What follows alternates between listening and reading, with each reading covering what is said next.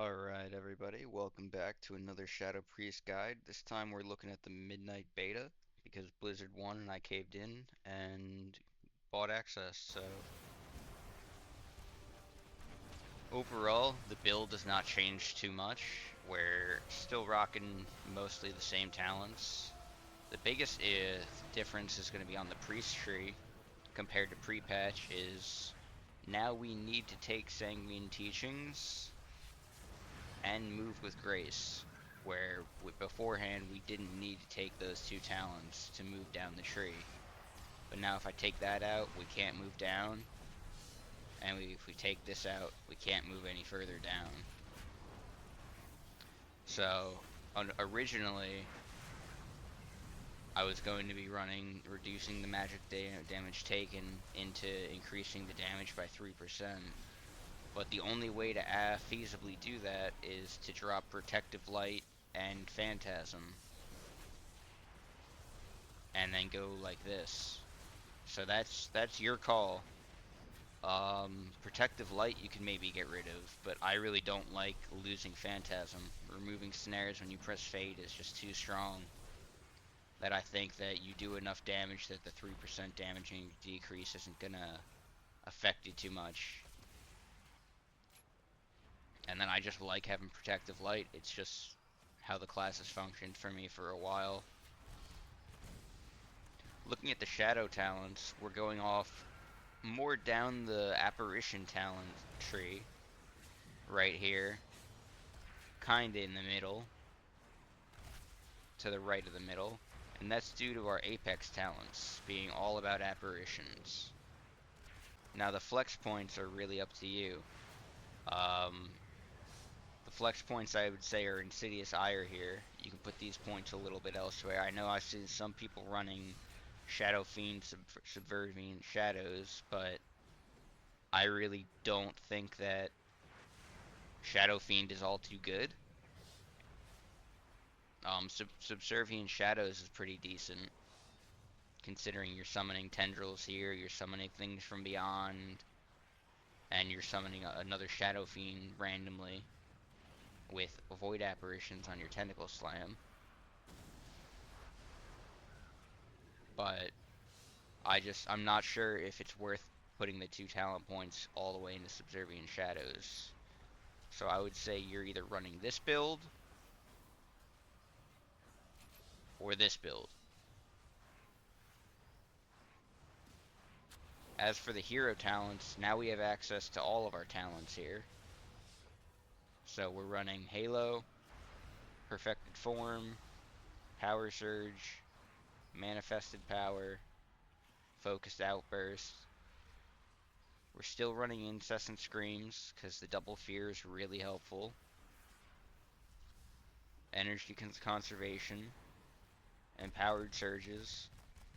Here, this is your choice. This one makes you a little more tanky in general. This one just makes you more tanky during Disperse. It can be really good to trade for a Pally's Bubble. While he's wailing on you during Bubble, you just disperse, and your disperse lasts the whole 8 seconds of his bubble. So this is something that you change when you feel you need to live that burst a little more, or if you just want more sustained tankiness. We're still running energy compression,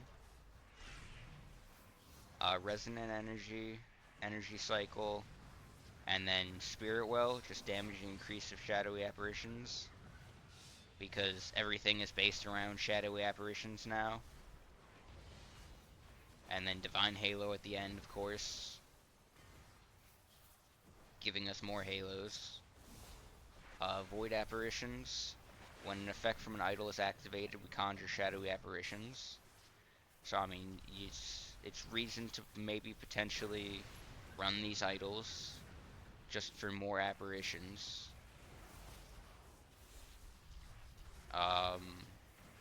Void apparitions. Now shadowy apparitions have a 30% chance to spawn in as void apparitions that release a void bolt and deal 50% increased damage. These apparitions are like They don't look too much different from your regular apparitions. They just have some tentacles coming out of them, and they just do more damage than regular apparitions. And then lastly, I already covered it, but Tentacle Slam has a 100% chance to activate an effect from one of our idols. Unfortunately, Idol of Yashiraj doesn't give us that 10% haste like it does if we actually talent into it, but it just gives us a Shadow Fiend.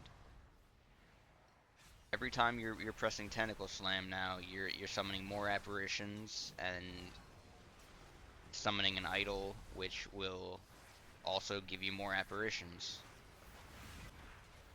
Alright, so with the talents all gone over, let's get into the burst.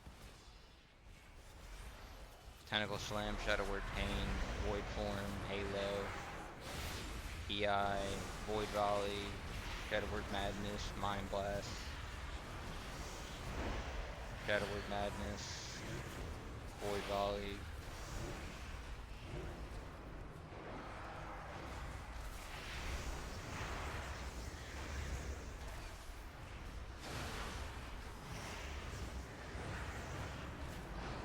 As you can see, we peaked around 140k DPS.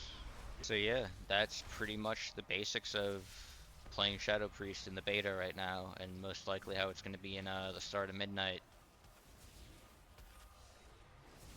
If anything changes and the build changes at all, I'll make a new video updating y'all, but as for right now, this is it. If you want to see more, make sure you subscribe to the channel, drop me a like, let me know that you like what I'm doing. So yeah, this is Nagh out.